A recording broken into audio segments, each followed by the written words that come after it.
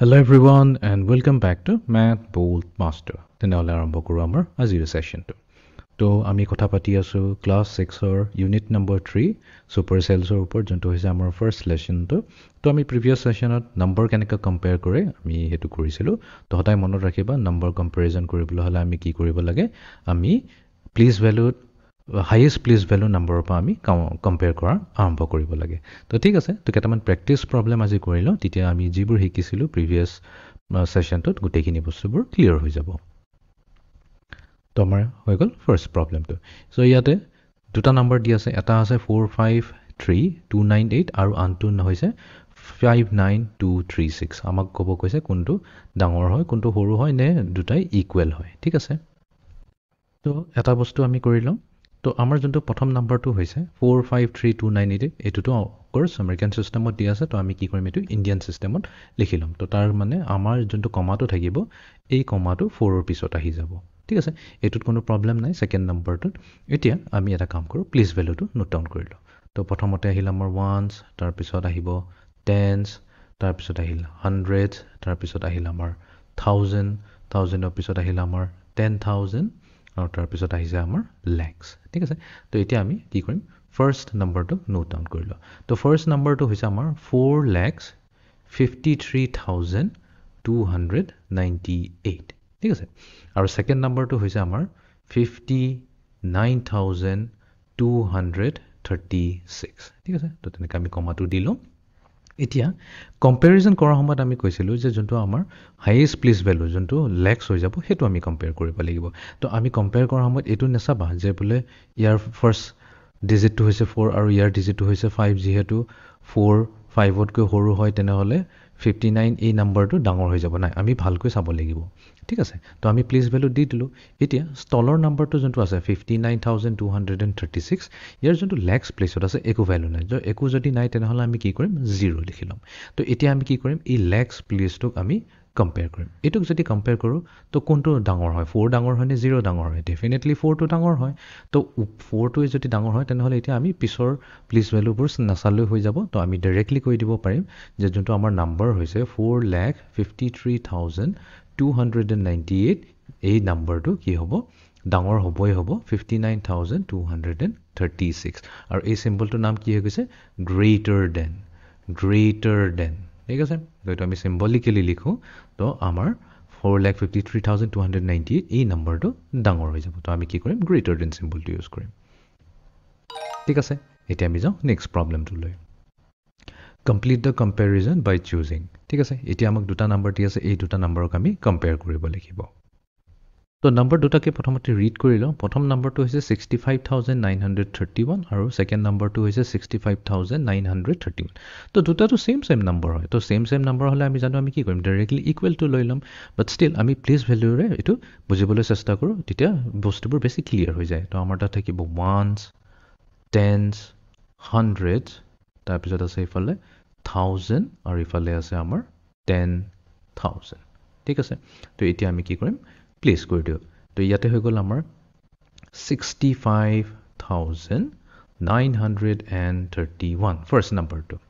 Second নম্বৰটো ল'ম, তো এইটো হৈ যাব আমাৰ 65,931। তো এতিয়া আমি কি কৰিম, কম্পেয়াৰ কৰিম। তো কম্পেয়াৰ কৰিবৰ কাৰণে আমি কি কৰিব লাগিব, সবতকৈ হাইয়েস্ট প্লেস ভ্যালুটোৰে আৰম্ভ কৰিব লাগিব। এতিয়া আমি দেখা পাইছোঁ যে দুটা number exactly same to same হয়। তো দুটা নম্বৰ যদি এক্সাক্টলি সেম টু সেম হয় তেনেহ'লে আমি নেক্সটলৈ আহি যাওঁ। নেক্সট মানে নেক্সট প্লেস ভ্যালুটোলৈ আহি যাওঁ, লোৱেষ্ট প্লেস ভ্যালু যোনটো হৈছে আমাৰ 1000। এতিয়া ইয়াতো দেখা পাইছোঁ 5 আৰু 5 আছে, তাৰমানে দুটা সেম টু সেম। তেনেহ'লে আমি আৰু তাৰ লোৱেষ্টটোলৈ আহি যাম 100। 100তো আমি দেখা পাইছোঁ 99, তাৰপিছত টেন্সত আহি যাওঁ, তাতো সেম আছে 33 আৰু ওৱানছতো আছে 11। চ' চব যদি সেম টু সেম হৈ যায় অবভিয়াছলি এই দুটা নম্বৰ ইকুৱেল হ'বই হ'ব। তো আমি ইয়াতে ইকুৱেল লগাই দিম। ঠিক আছে, এতিয়া আমি যাওঁ নেক্সট প্ৰবলেমটোলৈ। তো এতিয়া এটাত দিছে 53,000 আৰু আনটোত দিছে 350,000। তো আমি কি কৰিম, এইটো প্লেস ভ্যালুত দিয়ে কৰিবলৈ চেষ্টা কৰিম। তো আমি কি কৰিম, প্ৰথমতে প্লেস ভ্যালুবোৰ নোট ডাউন কৰি লওঁ। তো এইটো হৈছে ওৱানছ, টেন্স, হাণ্ড্ৰেডছ, তাৰপিছত আছে আমাৰ থাউজেণ্ড, থাউজেণ্ডৰ পিছত আছে আমাৰ 10,000, তাৰপিছত আছে আমাৰ lakhs ঠিক আছে তো আমেৰিকান সিস্টেম হলে এটো কি হলহেতেন lakhsৰ জেগাত 100,000 বুলি কয় কলহেতেন বাট আমি ইণ্ডিয়ান সিস্টেমে ইউজ কৰিম তো প্ৰথম নাম্বাৰটো লৈ লো এটো নাম্বাৰ হৈছে 53000 তো 53000 মানে আমাৰ হৈছে 53000 তো এটো হৈ গল আমাৰ ফাৰ্স্ট নাম্বাৰটো আৰু তলৰ নাম্বাৰটো দিছে 350000 তাৰ মানে এই নাম্বাৰটো হৈছে 3,50,000 and 000 ঠিক আছে আমি এটা কম্পেয়াৰ কৰিম এটা উপৰ নাম্বাৰটো কিন্তু ল্যাক্সত কোনো নাই ল্যাক্সত যেহেতু একো ভ্যালু নাই তেনেহলে আমি কি কৰিম সেই প্লেস ভ্যালুটো জায়গাত 0 দি দিম তাৰ পিছত আমি কি কৰিম দুইটাকে কম্পেয়াৰ কৰিম তো দুইটাক যেতিয়া আমি কম্পেয়াৰ কৰিম আমি ল্যাক্স প্লেসৰ পৰা সদায় আৰম্ভ কৰো হাইয়েষ্ট প্লেস ভ্যালুৰ পৰা